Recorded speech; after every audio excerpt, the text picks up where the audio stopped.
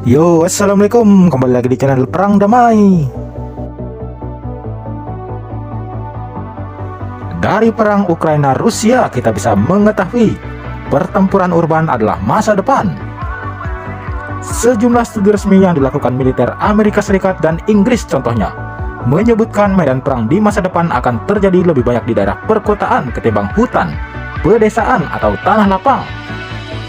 Ada beberapa faktor kenapa wilayah perkotaan adalah medan perang masa depan.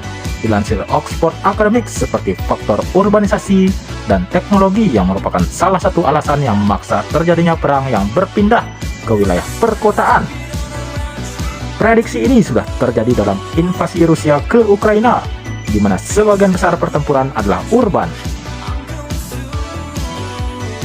Wah, berarti untuk Indonesia yang punya doktrin strategi gerilya di hutan harus mulai menyesuaikan diri juga nih. Gerilya di kota perlu kita pelajari juga. Secara sederhana, memerangi peperangan asimetris yang mana kekuatan yang lebih lemah harus mencari pertahanan di daerah perkotaan. Itu telah menjadi sebuah kebutuhan umum.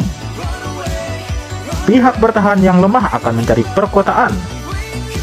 Salah satunya disebabkan perkotaan banyak memberi sumber daya yang cukup untuk menghadapi serangan. Jauh lebih baik ketimbang di hutan.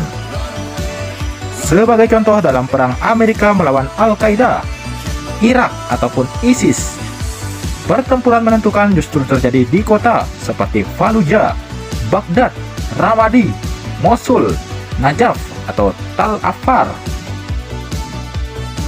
Data resmi PBB menunjukkan tahun 2030 mendatang sebesar 60% penduduk dunia akan berada di perkotaan. Terjadinya shifting medan perang dari hutan atau pedesaan ke daerah perkotaan ini adalah hal yang tak bisa dihindari.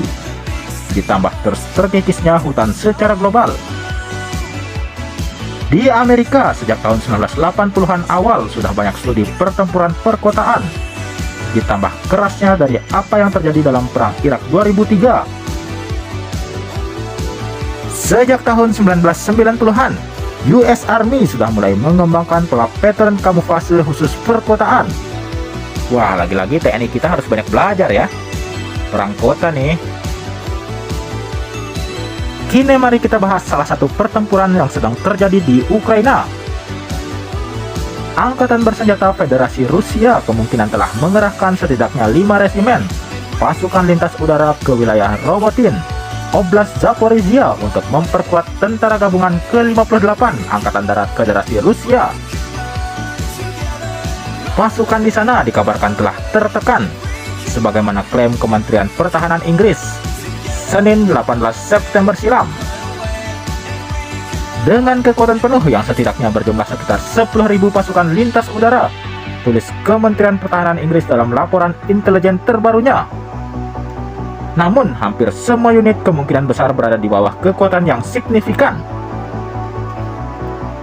Personil tambahan tersebut diambil dari Divisi Serangan Udara Gunung Pengawal ke-7 dan Divisi Serangan Udara Pengawal ke-76 Pasukan Lintas Udara Federasi Rusia atau yang dikenal sebagai VDV.